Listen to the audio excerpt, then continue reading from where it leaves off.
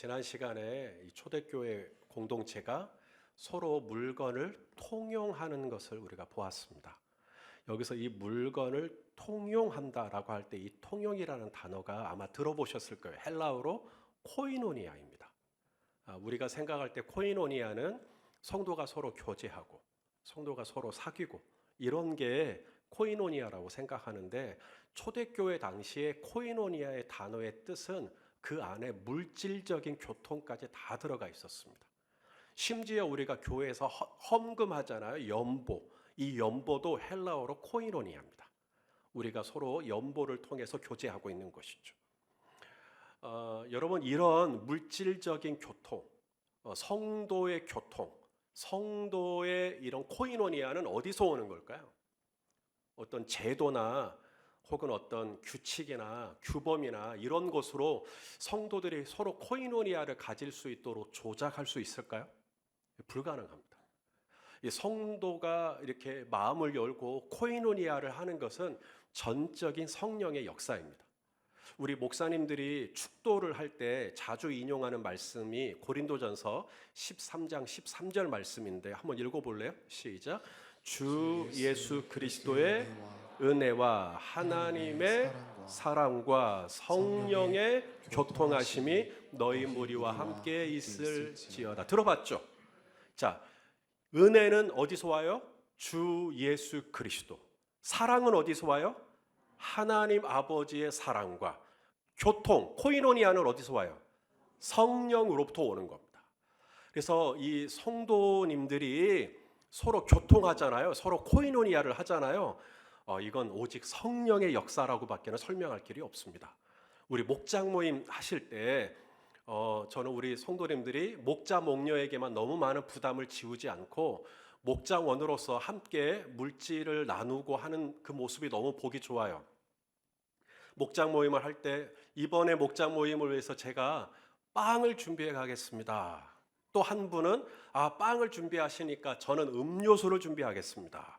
또 그러면 저는 저희 목장 안에서 어린아이들이 있으니까 어린아이들이 먹을 만한 간식으로 준비해 가겠습니다. 그러면 저는 이번에 목장 모임을 위해서 제가 자리 배치를 해드리겠습니다. 또 어떤 분은 제가 찬양을 선곡해 가겠습니다. 여러분, 이런 것들이 다 코이노니아인데 이게 무슨 조직이나 시스템으로 만들어질 수 있는 게 아니라는 겁니다. 이것은 오직 성령님이 함께 해주셔야 성도님들 안에 그렇게 자발적으로 기꺼이 내 물질의 일부를 내가 떡을 준비하겠다, 음료를 준비하겠다, 이런 일들이 일어날 수가 있는 거죠. 지금 똑같은 이 시간에 우리는 지금 이렇게 예배를 드리지만 유치부에서는 우리 성도님들이 유치부 교사를 하고, 초등부에서는 초등부 교사를 하고, 소년부에서는 소년부 교사를 하십니다. 우리 성도님들의 자녀를 지금 맡아서 기독교 교육을 시켜주고 있는 것이죠. 우리가 돈을 줍니까? 그분들한테. 그런데 누군가는 기꺼이 내 시간을 꺼내서 우리 아이들에게, 우리 자녀들에게, 우리 한국교회 다음 세대들에게 내가 하나님의 말씀을 가르쳐 주겠다고 생각을 하는 것이죠. 누군가는 주차장에서 주차 봉사를 하십니다. 누군가는 차량 운행을 하시고요. 누군가는 이 성전에서 청소를 하십니다. 누군가는 방송실에 들어가서 지금 자막을 넘기고 계시죠. 누군가는 음향이 잘 제공되어지도록 엔지니어를 하고 계십니다. 누군가는 영상을 조절하고 있고, 누군가는 또 인터넷으로 송출하는 걸 또 맡고 있어요. 여러분, 이 엄청난 일들이 한 시간 안에 지금 같이 일어나고 있는 일들입니다. 이분들이 어떤 사례를 받아서가 아니라, 누가 또 알아줘서가 아니라, 기꺼이 내가 할 수 있는 은사와 재능과 또 내가 가지고 있는 물질과 내가 가지고 있는 시간과 내 몸을 나누는 거죠. 코이노니아 하는 겁니다. 이런 코이노니아의 역사는 오직 성령의 교통하심, 성령님의 역사가 아니고는 우리 성도님들이 이런 코이노니아를 할 수가 없다라는 거죠. 그런 의미에서 초대교회 성도들이 서로 기꺼이 자신들의 물질을 나눴다? 그것은 정말 성령 충만한 공동체요, 회심한 공동체라고 하는 증거가 되는 것이죠.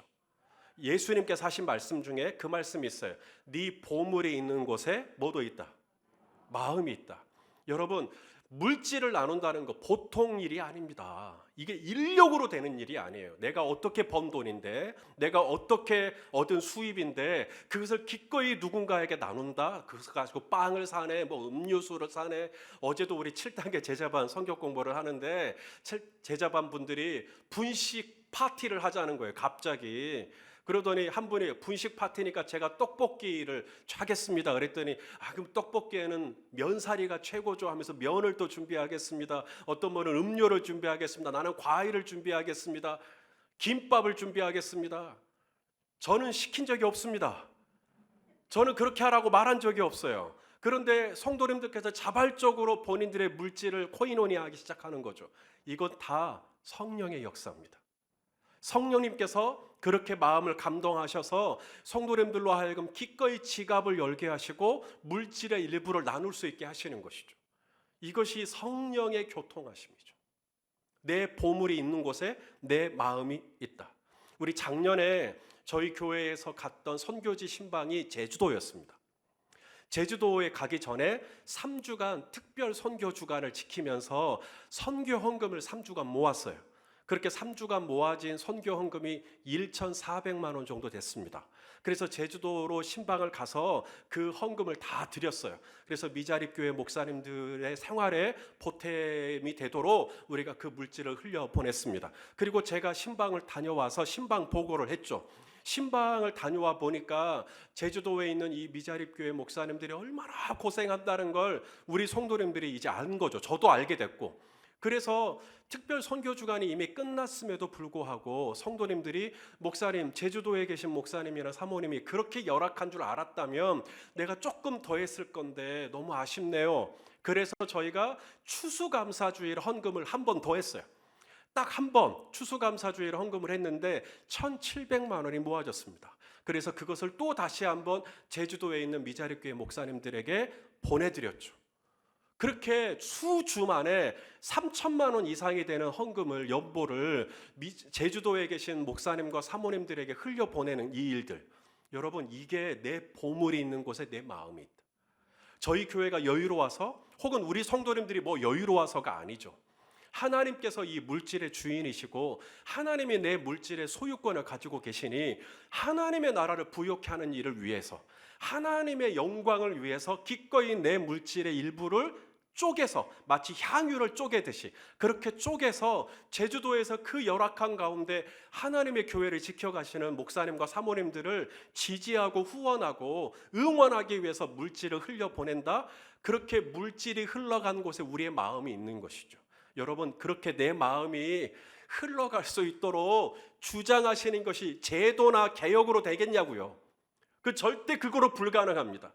오직 성도님들께서 그렇게 마음을 열고 내 보물을 나누고 내 물질을 나누고 내 은사를 나누고 내 재능을 나누고 이 모든 역사는 회심한 공동체, 성령님의 교통하심이 있는 공동체만이 가능합니다.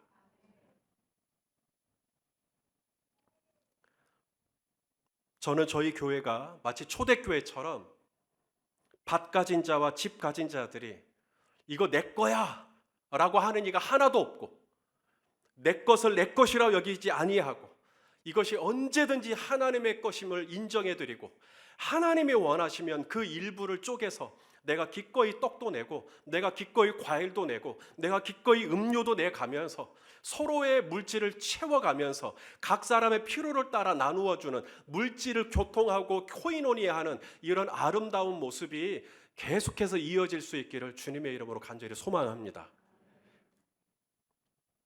초대교회 때만큼 물질적인 교통을 열린 베델교회가 하고 있느냐라고 물으면 할 말이 없습니다. 초대교회 때만큼 집 있는 자, 밭 있는 자가 팔고 막 그것을 가지고 그 일부를 나누어 주고 그렇게까지 했느냐라고 물으면 할 말이 없어요. 하지만 제가 믿는 한 가지는 하나님 아버지께 중요한 것은 액수가 아닙니다. 하나님 아버지께서 귀하게 보시는 가치가 있다면 저와 여러분의 마음이겠죠. 그 마음을 하나님의 영광을 위해서 그 일부를 흘려보냈을 때 저는 하나님께서 그 마음을 다 기뻐 받아주시고 하나님의 영광을 위한 곳에 그 물질이 흘러갈 수 있도록 주님이 개입하여 주시고 주님이 주장하여 주시고 주님이 홀로 영광을 받아주시는 줄로 믿습니다. 저는 우리 성도님들이 나중에 하나님 앞에 섰을 때, 여러분 우리가 하나님 앞에 섰을 때 교회 이름으로 선다는 거 아세요? 그래서 요한계시록에 보면 7교회 이름이 나오잖아요. 7교회 이름으로 하나님 앞에 섭니다. 여러분들은 열린 베델교회는 여기로 모이세요 하면 그쪽으로 딱 모일 건데, 여러분들이 하나님 앞에 섰을 때 여러분들이 드린 물질, 여러분들이 내신 연보를 가지고 얼마나 많은 미자리 교회 목사님들과 얼마나 많은 선교지에 계신 현지인들과 선교사님들에게 흘러갔을지 아마 우리 성도님들은 다 모르실 거예요. 저도 모르겠어요. 얼마나 했는지는. 주님은 다 아시겠죠. 그러니 우리 성도님들이 하나님 앞에 섰을 때 우리 성도님들이 기억하지 못하는 것까지 우리 하나님은 다 계산하셔서 말할 수 없는 신령한 상급으로 그날에 보상하여 주시리라고 저는 믿습니다. 그러니 초대교회 성도들이 사도들의 발 앞에 두고 교회에 두고 교회가 필요를 따라 나누어 주는 것처럼 우리가 그렇게 물질적인 코이노니아를 활발하게 이루는 아름다운 공동체가 될 수 있기를 간절히 소망합니다. 자, 그렇다면 초대교회는 어떻게 이런 물질적인 교통을 이룰 수 있었을까 하는 거죠. 그것이 초대교회가 역사가 오래되거나 전통이 오래된 거 아니잖아요. 아시는 것처럼 엊그저께가 오순절이었어요. 엊그제 성령 받은 거예요. 그리고 사도 베드로가 설교하니까 3,000명이 회심한 거고, 성전 미문에 앉아있던 나면서 못 걷게 된 자를 나사렛 예수의 이름으로 걷게 되고, 솔로몬 행각에 모인 사람들에게 예수의 부활을 증거하니 5,000명이 회심한 게 이제 막입니다. 초대교회는 신생교회 중에 신생교회입니다. 이제 막 태어난 교회입니다. 그러니 이런 물질적인 코이노니아가 어떤 전통이나 역사나 이런 것으로 되는 거 아니에요.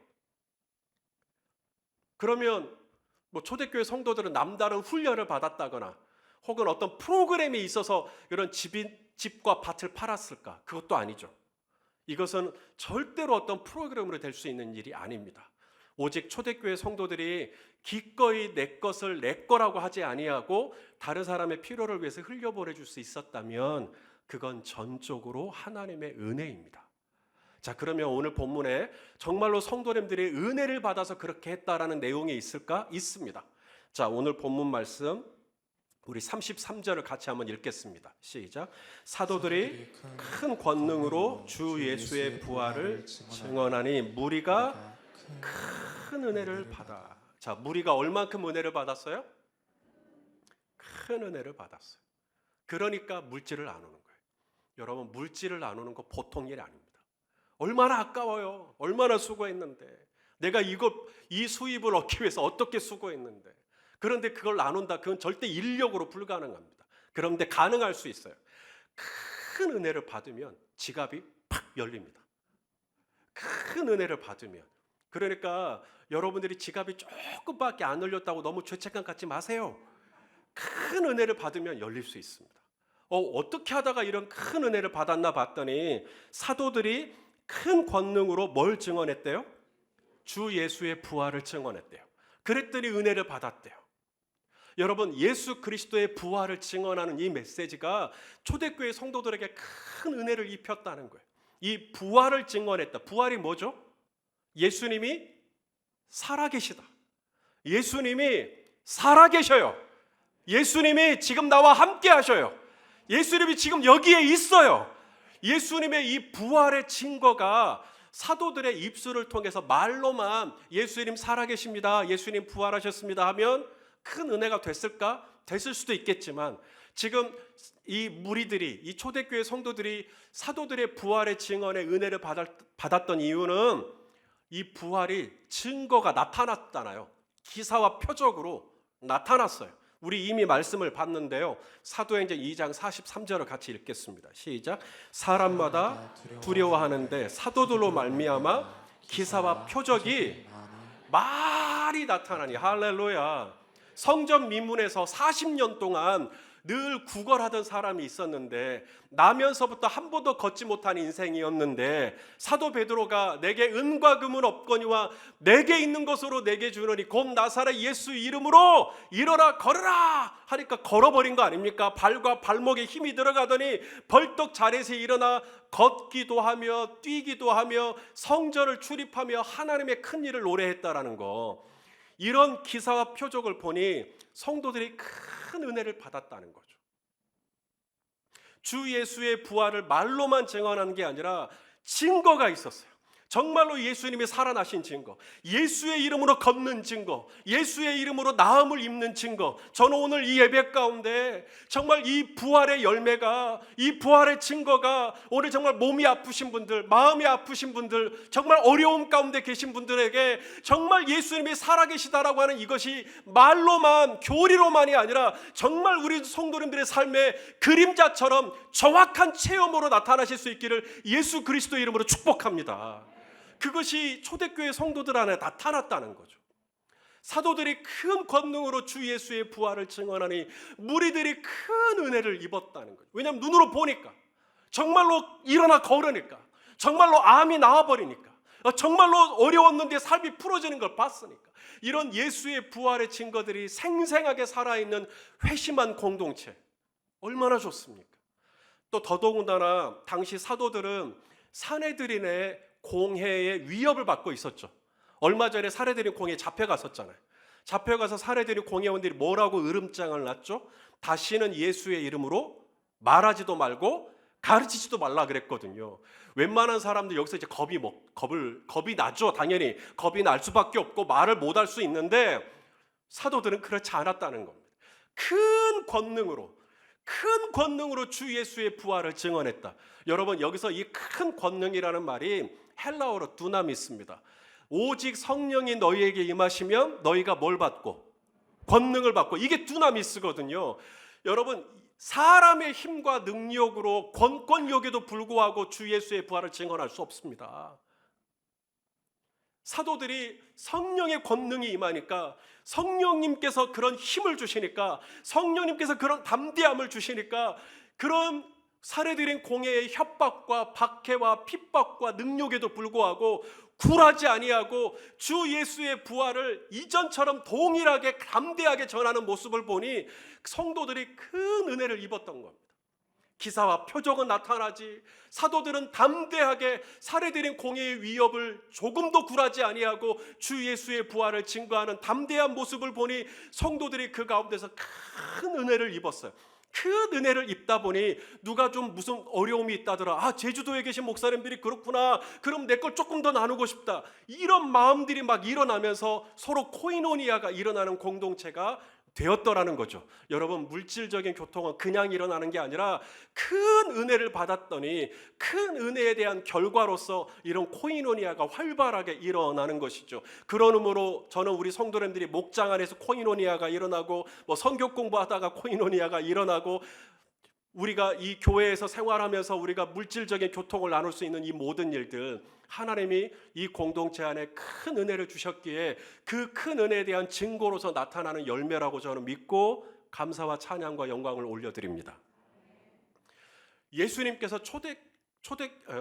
그 사도행전 1장에 제일 먼저 제자들에게 하신 명령이 뭔지 아세요? 사도행전을 지금 저희가 강의를 시작하고 지금 4장이 이제 끝나가는데 1장에서 초대교회가 아니라 사도들에게 제일 먼저 하셨던 명령이 뭐냐면 너희는 가서 모든 족속으로 제자를 삼으라는 말씀이 아니었습니다. 사도들에게 하셨던 제일 첫 번째 명령은 너희는 예루살렘을 떠나지 마라. 한번 읽어볼까요? 사도행전 1장 4절 시작. 사도와 함께 모이사 그들에게 분부하여 이르시되 예루살렘을 뭐예요? 떠나지 말고 내게서 들은 바 아버지께서 약속하신 것을 기다려라. 마태복음이 끝날 때는 너희는 가서 모든 족속으로 제자를 삼으라고 말씀하셨는데 사도행전을 시작하면서는 가지 말라는 거예요. 가지 말라는 거예요. 아버지께서 약속하신 것을 기다리라는 거예요. 그게 뭔데요? 이게 성령님이시잖아요. 이게 몇 날 며칠에 온다는 얘기가 없어요. 그러니 이 다락방에 120명 정도가 모여가지고 언제 올지 모르는 성령을 준비하면서 계속 기도만 했던 겁니다. 근데 마침내 오순절 날이 왔죠. 오순절 날 급하고 강한 바람처럼 불의 혀처럼 성령님이 임하신 겁니다. 그리고 나서 이제 사도 베드로가 바뀌죠. 왜냐하면 사도행전 1장 8절에 오직 성령이 너희에게 임하시면 너희가 권능을 받고 예루살렘과 유대와 사마리아와 땅끝까지 가서 복음을 전한다고 했기 때문에 사도 베드로는 오순절날 다락방에 성령이 임하자 이제 사도 베드로는 태도를 바꿉니다. 사람들에게 이렇게 말하죠. 우리 더 이상 다락방에 있지 말자고. 이전에는 아버지의 약속하신 것을 받아야 되니까 기다렸는데 이제는 우리가 받았으니까 오직 성령이 임하시면 너희가 나가라고 했으니까 이제 우리 나가서 예수님이 부활하신 것을 증언하는 증인의 삶을 삽시다. 그래서 나간 겁니다. 나가서 그 오순절을 맞아 디아스포라 흩어졌던 유대인들이 예루살렘에 모여드니까 그들에게 복음을 증거한 것이죠. 예수님의 부활을 증거한 것입니다. 그러자 바울의 설교를 듣고 회심한 유대인들이 3,000명이 되었던 것이죠. 그 이후에 성전 민문에 앉아있던 사람, 나면서 못 걷게 된 사람도 예수님의 이름으로 고침을 받죠. 솔로몬 행각에 모여서 도대체 어떻게 된 일이냐 물었을 때 그 공동체에게 다시 한번 설교를 합니다.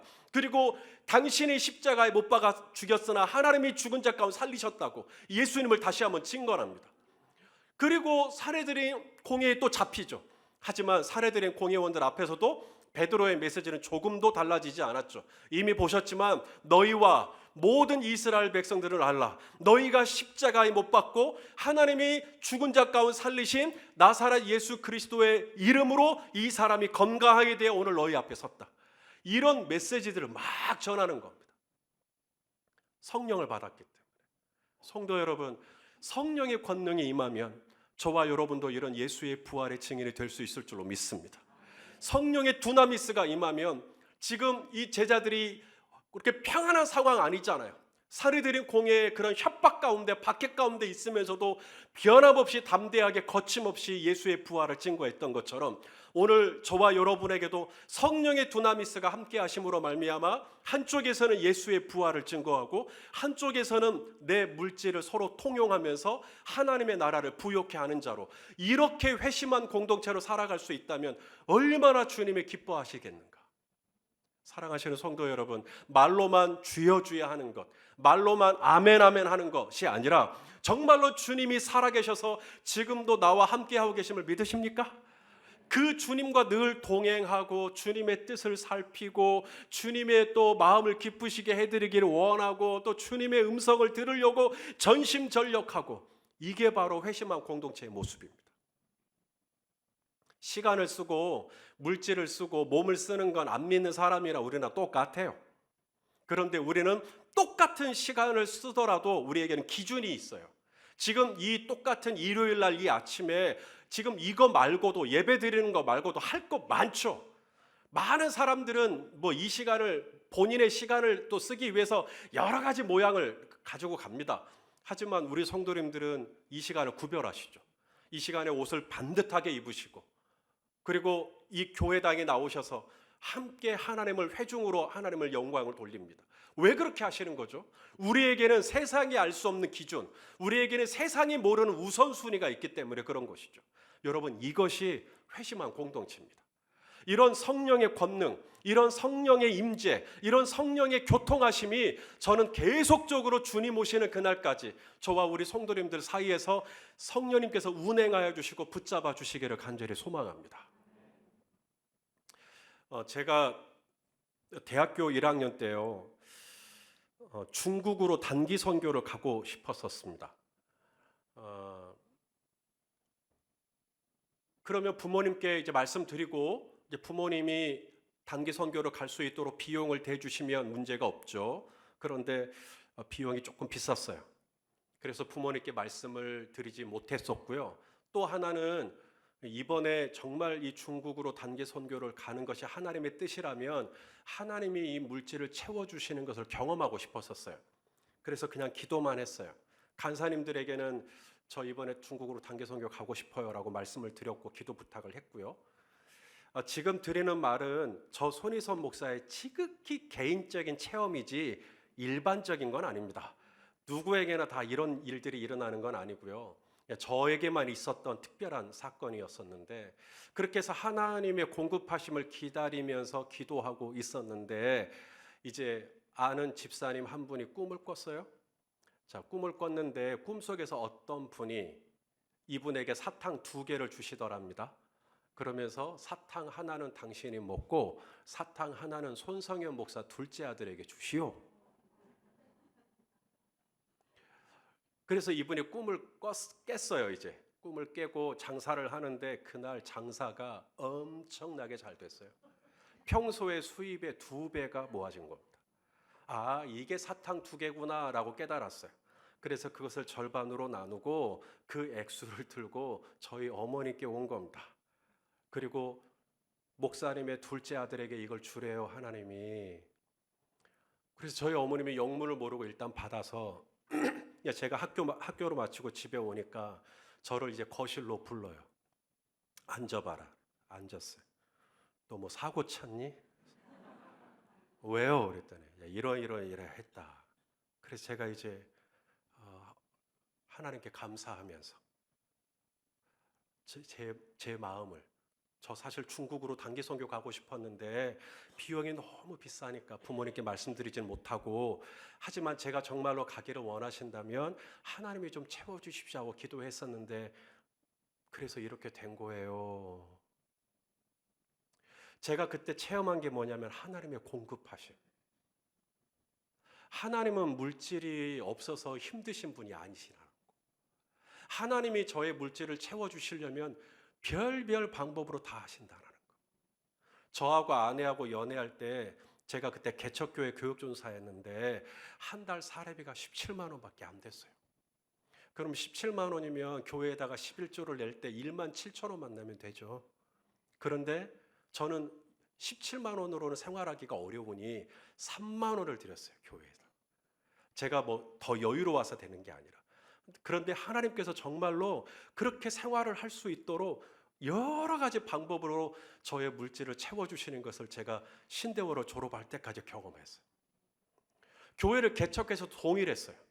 교회를 개척하고 이 쌍둥이도 낳고 애들 분유값이 있어야 되겠는데 어디서 생활비 지원을 받지를 않았습니다. 제가 그동안 교육자로 심호했던 교회들이 많았지만 한 군데서도 저의 생활비를 지원해 주지 않았었어요. 그때 노예 안에 국내 선교부, 해외 선교부, 사회봉사부, 미자립교회 목사님들이 생활비를 요청하면 후원을 받을 수 있는 통로가 많이 있었습니다. 그래서 저도 좀 신청해보고 싶었어요. 저 그런 마음 없었던 건 아닙니다. 나도 신청하고 좀 받고 싶다 마음이 있었어요. 그런데 기도를 해보면 하나님이 나는 하지 말래요. 그래서 일반적이진 않다는 겁니다. 후원 받을 수 있고요. 후원 받으시는 분들은 뭘 할 수는 없어요. 저희 교회도 후원하잖아요. 그러니까 후원을 받을 수 있는데 하나님은 저한테는 하지 말라 그랬어요. 그래서 제 아내한테 미안하고 쌍둥이들한테 미안하지만 안 받았어요. 그리고는 이 악물고 버텼어요. 근데 놀랍게도 하나님은 정말 그때마다 물질의 필요를 채워주시는데, 자, 일례로 예배가 다 마치고 집으로 토박토박 돌아가는 길에 제가 아내한테 그랬어요. 여보, 나 오늘 고등어 조림 먹고 싶다. 그런데 뭐 집에 고등어가 어디 있어요. 근데 그냥 그렇게 이야기를 하고 집으로 가고, 아파트가 19층이어서 운남동 중앙아파트 19층으로 올라갔는데 저희 집 문고리에 검정색 봉지가 보이는 겁니다. 그 봉지 안에는 뭐가 들어가 있었을까요? 고등어가 들어. 조림은 우리가 해먹고 고등어만 잡아다 주신 거죠. 이런 구체적인 경험들을 많이 했어요. 그러면서 제 안에 내린 결론이 모든 물질의 주인은 하나님이시다. 성도 여러분, 제가 경험한 게 일반적이지는 않습니다. 저는 저 나름대로 하나님이 개인적으로 그런 증거들을 너무 많이 주셨어요. 그래서 제가 우리 성도님들에게 정말 예수의 부활을 말로만 예수님 살아계시다 말고 정말로 물질로 하나님이 어떻게 채워주시는지를 경험해버리면, 야, 예수님 진짜 살아계시네, 하나님 정말로 함께 하시네, 여러분 이런 체험들이 그 하나님의 선하심을 맛보아 아는 은혜가 우리 성도님들 안에 가득가득 하시기를 주님의 이름으로 축복합니다. 한쪽으로는 성령의 권능으로 주 예수의 부활을 증거하며, 한쪽으로는 성령의 교통하심으로 우리 안에 회심한 공동체로서 서로의 물질의 코이노니아가 일어날 수만 있다면 하나님의 이 공동체를 어찌 기뻐하시지 않을 것이며, 이 공동체의 이름으로 주님 앞에 섰을 때 저는 우리 성도님들이 부끄럽지 않게 설 수 있지 않을까라는 생각이 드는 거죠. 사랑하시는 성도 여러분, 우리 함께 성령 공동체, 회심한 공동체로서 하나님께 영광 돌려드릴 수 있기를 예수 그리스도 이름으로 축원합니다. 기도하시겠습니다. 존귀하신 하나님, 살아계신 하나님, 지금도 우리와 함께 하시는 하나님, 오늘 우리 성도님들에게 부활의 증거가 필요합니다. 몸이 아프신 분들 일어나 걷게 하여 주시옵소서. 물질이 필요하신 분들 주여 검정 봉다리에 고등어를 담듯이 베드로가 고기를 잡으니까 그 고기 입속에 돈이 들어있었던 것처럼 오늘 우리 성도님들에게도 때를 따라 필요를 따라 주여 쓸 것을 공급하시는 부활의 증거가 나타나게 하여 주시옵소서. 그래서 이 공동체가 회심한 공동체로서 정말로 하나님의 영광을 드러내고 하나님의 역사를 함께 감당해 나가는 아름다운 공동체가 되게 하여 주시옵소서. 예수님의 이름으로 기도하옵나이다. 아멘.